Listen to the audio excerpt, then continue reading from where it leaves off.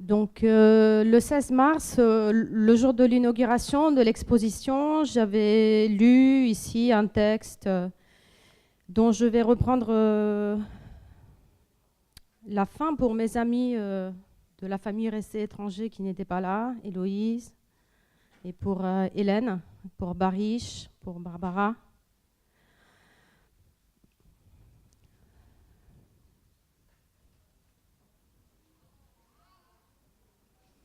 Alors,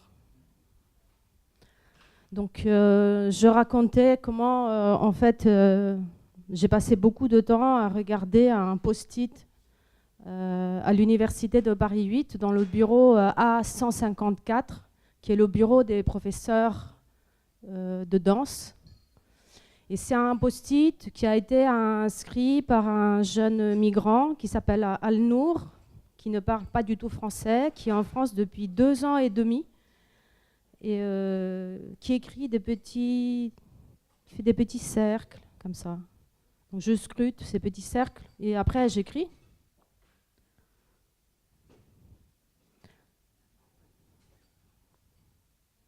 Un jour, à force de scruter, je serai envahi de sens. Les mots, assurés à leurs phrases, encercleront la réalité. Ils la transperceront comme tant de tunnels irriguent la ville. Des artères à l'intérieur desquelles je conduirai à travers les siècles de mon ignorance sans allumer les phares, comme quelqu'un qui n'est pas à sa place. Les mots disent la beauté, magnifique, merveilleux. Personnellement, je préfère merveilleux, car ce qui est magnifique se révèle imposant, encombrant, à cause de sa magnificence. Cela a tendance à percuter l'œil, là où la merveille l'envahit d'une beauté palpable et sensible. Cette beauté est persuasive. Elle frôle, frissonne, fredonne, illumine. Dans l'action commune, puisqu'il a été question d'action commune pendant toute la journée, dans l'action commune, je recherche la tendresse,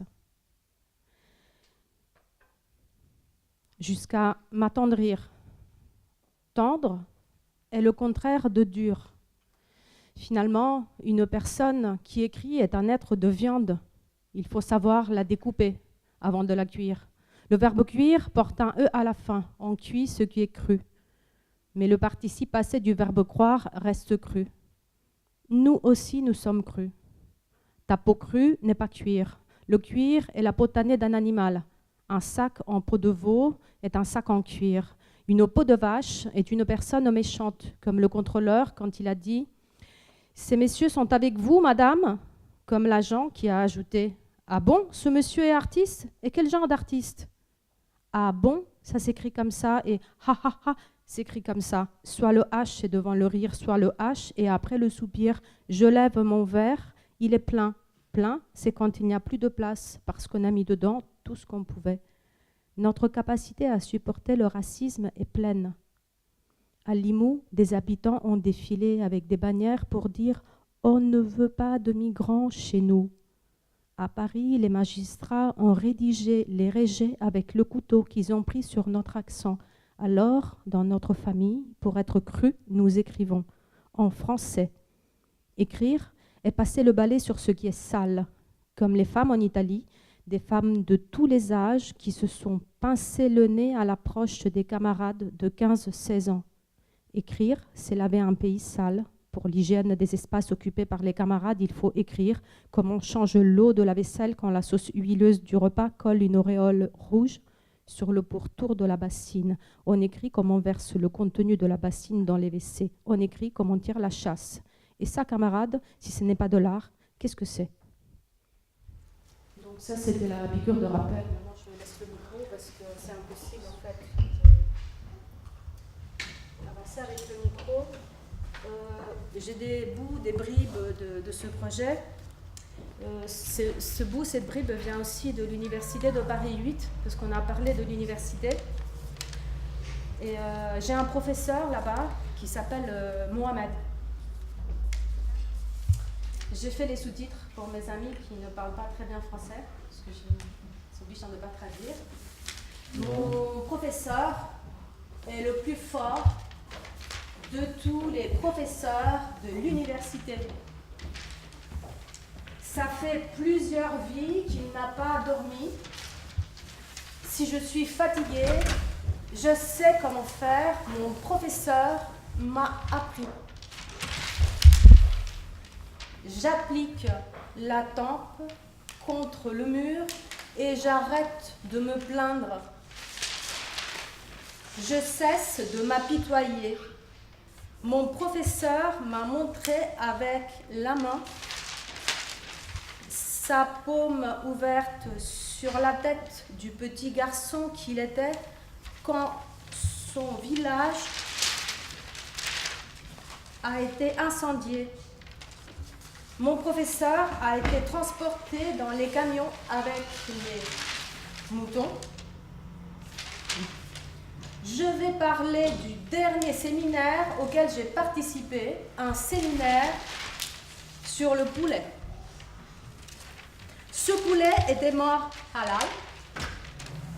Il n'avait plus de sensation dans sa chair. Il était et se ressentait viande. On reste dans la viande. La personne qui écrit est un être de viande. Son conditionnement en cassette de 4 kg répondait au budget du séminaire. 15 €.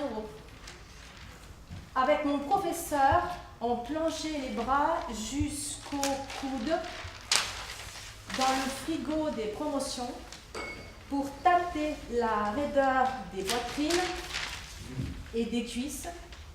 Une cassette de pilon aurait été plus en adéquation avec nos recettes qui tiennent compte du nombre de camarades. Les héroïnes et les héros de la transition. Mon professeur m'a appris que dans son pays, les poulets sont vivants avant d'être morts. Chez nous, le poulet est un fantôme. Il n'a jamais connu de frôlement, aucun frisson n'a parcouru sa chair de poule. En Afrique, être poulet, c'est appartenir à une élite. Le poulet a son statut. Même le poulet a son statut en Afrique. De médicaments. Notre poulet va soigner les blessures des camarades, éplucheurs d'oignons aux yeux écarquillés, les blessures des sentinelles avec leur téléphone gravé aux paumes et toute cette jeunesse debout dans le couloir, un couloir traversé à la hâte par les interprètes, illustré par les serpillères des soutiens, frôlé par les manteaux vides des touristes d'un jour, le couloir de jeunes femmes furtives. Mon professeur n'avait pas eu loisir de petit déjeuner et le poulet était creux. Il me racontait alors de villages incendiés sur le chemin de l'université. Donc on était dans le poulet.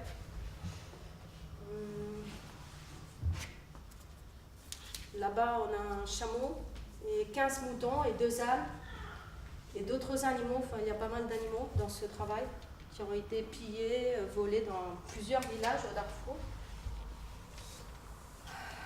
Alors, pour terminer, je suis chez moi comme quelqu'un qui n'est pas à sa place. Donc celui-ci, vous le connaissez. Donc mes amis, mes camarades, je vais vous dire une chose. Avant, je parlais, avant, j'écrivais, Avant, je pensais et je le faisais en français. Maintenant, je suis en FLE. Et ça veut dire que quel que soit mon niveau, je n'écrirai ni ne parlerai plus jamais en français.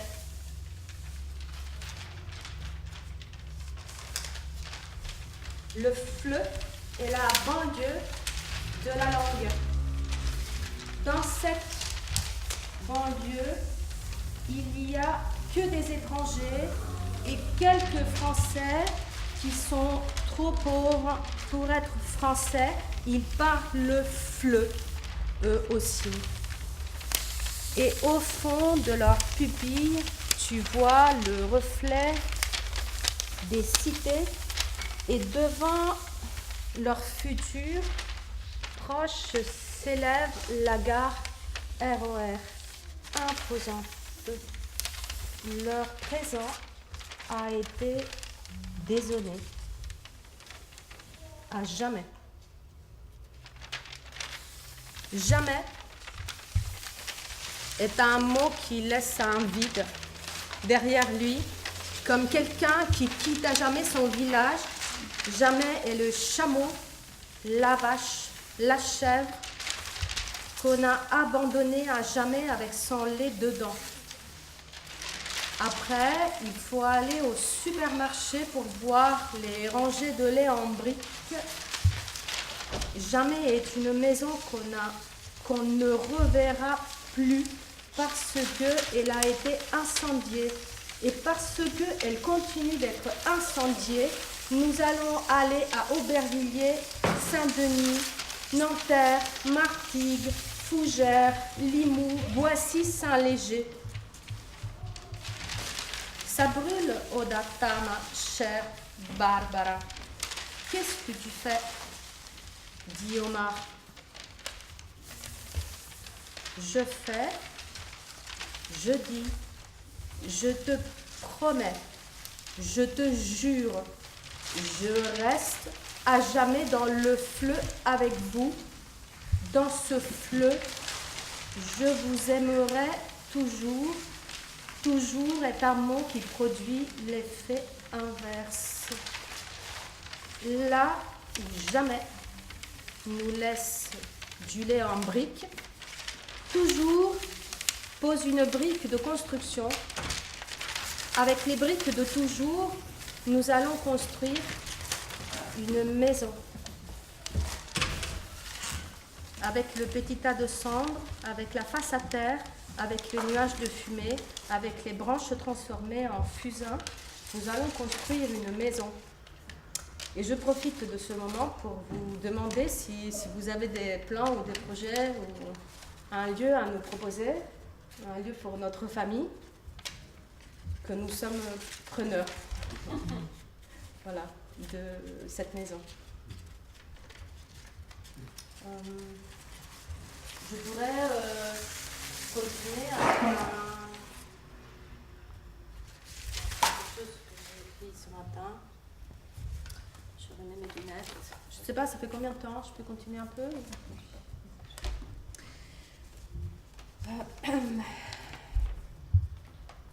Parce que donc il y a eu un malentendu l'autre jour avec Hassan.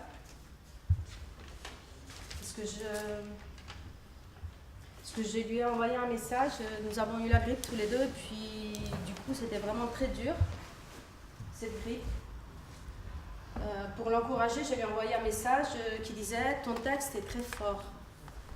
Et lui il m'a répondu « Bah alors s'il est très fort, tu n'as qu'à ne pas l'imprimer, je le garde pour moi, et le jour où je vais écrire un texte qui n'est pas fort, je te le donne ».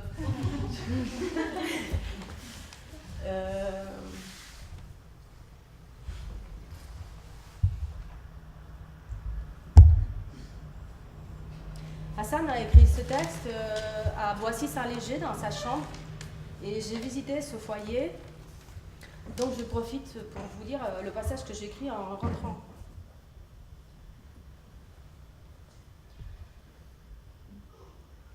Donc la force de ce texte vient-elle des limites à l'intérieur desquelles il a été écrit, les limites du FLE, niveau A1, A2.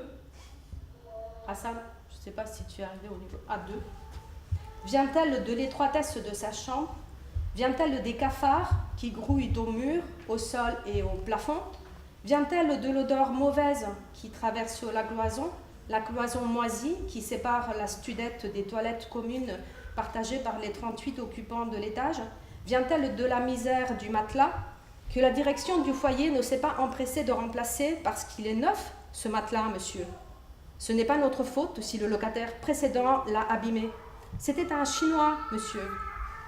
Et alors, qu'est-ce que ça veut dire au juste, madame, que les locataires chinois transpirent, trépassent et se consument sur des matelas neufs, les matelas qu'ils usent à force de sommeil, jusqu'à la housse plastifiée, jusqu'à brunir la mousse, jusqu'à lui donner cette teinte morbide et écœurante?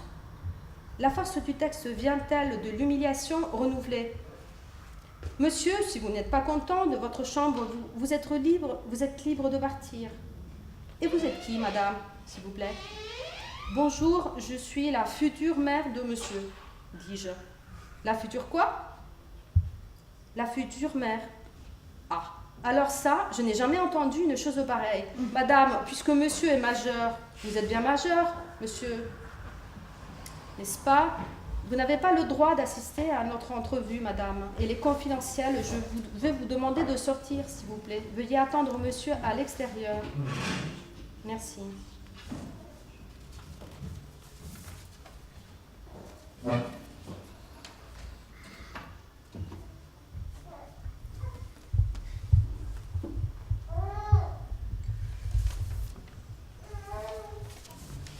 Voilà, je vais terminer